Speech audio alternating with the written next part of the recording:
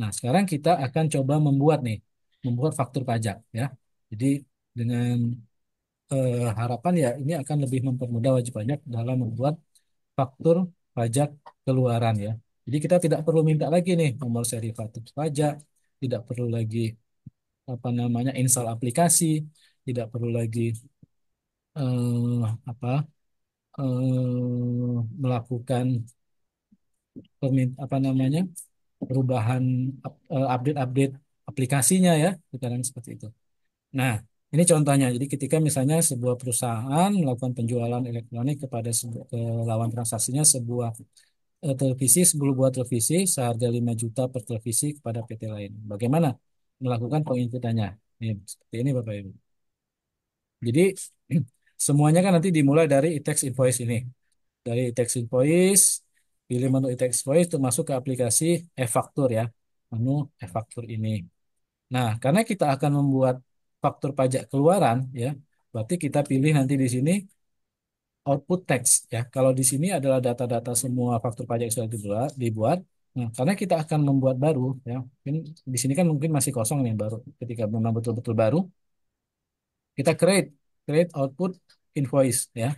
Create output invoice membuat faktur pajak keluaran. Ya, kalau di sini mungkin masih bahasa Inggris ya, tapi nanti mudah-mudahan bisa menggunakan bahasa Indonesia.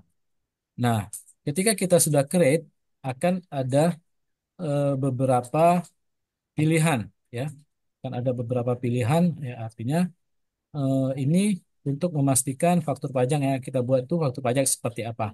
Apakah ada DP-nya, apakah tidak ada ya kalau memang ada DP atau ada receipt payment. Kemudian juga untuk nomor ini sudah terotomasi, otomatis ya. Jadi di sini tidak bisa kita input, tapi dia akan nanti ketika faktur pajaknya jadi dia akan muncul nomornya. Nah, transaksi code ya, kode transaksinya itu seperti apa? Jadi kalau tadi contohnya ya dengan lawan transaksi yang penjualan umum ya berarti kepada selain pemungut PPN ya. Itu kode transaksinya kan 01. Jadi kita pilih kode transaksi kepada selain pemungut yang kode 01 kodenya. Kemudian kita masukkan tanggal fakturnya. Jadi menentukan faktur pajak ini juga menunjukkan masa pajak dari faktur pajak yang dibuat. Periodenya juga otomatis akan muncul tahunnya. Referensi, kalau ada referensi, alamatnya itu juga akan kita isi. Kita pilih berdasarkan nanti eh, apa data lawan transaksi yang kita memang input. Nah, isikan identitas dari lawan transaksi, PIN, NIK, paspor, atau identitas lainnya. Jika merupakan subjek pajak dalam negeri atau orang pribadi yang bukan penduduk, orang pribadi penduduk, itu cukup diisikan PIN atau NIK, maka nama akan terisi secara otomatis. Jadi, di sini kita masukkan nomor PIN ya. Dalam hal ini, kalau dia adalah orang pribadi penduduk atau dia merupakan lawan transaksi yang memang mempunyai NPWP. Jadi kalau dia mungkin orang luar negeri, ya bisa masukkan paspornya di sini, country-nya dan seterusnya. Jadi kita masukkan NPWP lawan transaksinya, kemudian kita masukkan detail transaksi, add transaction. Isi dengan jenis barang yang dijual atau diserahkan dengan cara menekan tombol add transaksi itu. Nah, kan barang yang kita jual PPN ini kan bisa atas barang ataupun jasa ya. Tadi contohnya kalau televisi ya berarti atas barang.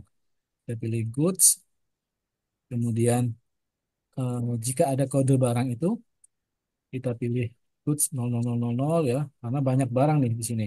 Banyak jenis barang. Kemudian namanya apa?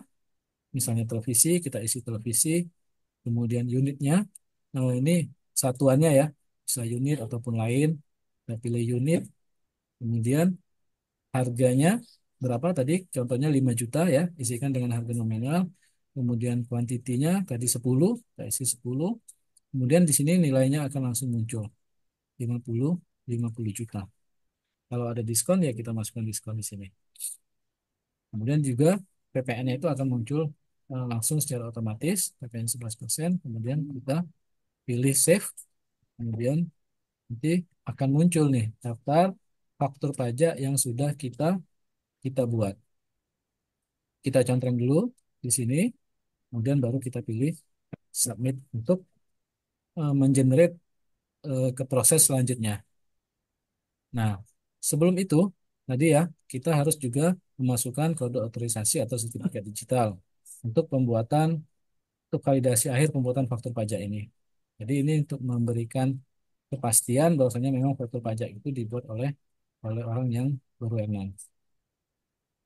Masukkan senior ID-nya atau kode otorisasi DJP, kemudian masukkan password, ya.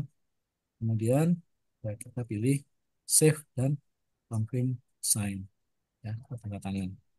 Nah, kalau sudah berhasil ya Bapak Ibu, itu nanti akan ada keterangan sukses ya di atasnya ini.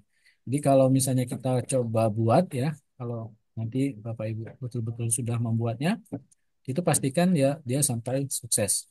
Ya, kalau masih sukses masih belum sukses ya akan ada warnanya merah ya, warna merah misalnya itu berarti belum berhasil membuat faktur pajak. Artinya mungkin ada isian-isian yang belum terisi, ada data-data yang belum diisi. Biasanya seperti itu.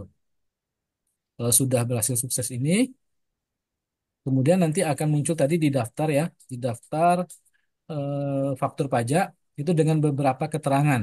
Nah, beberapa keterangan ini itu akan kita lihat. Jadi di sini nanti akan ada keterangan create, artinya faktur pajak sudah dibuat namun belum divalidasi ya. Artinya baru dibuat saja, belum di apa namanya di issue ya di kalau sekarang di upload ya. Kemudian delete faktur create yang kemudian dihapus, sign in process masih dalam proses menunggu, approve ya faktur pajak yang sudah berhasil dibuat dan sudah divalidasi, artinya sudah betul-betul di-upload. Cancel faktur approve yang kemudian dihapus atau dibatalkan. Amended faktur yang sudah dibuat dan sudah divalidasi dengan passphrase namun diubah ya. Ini ada penggantian lah.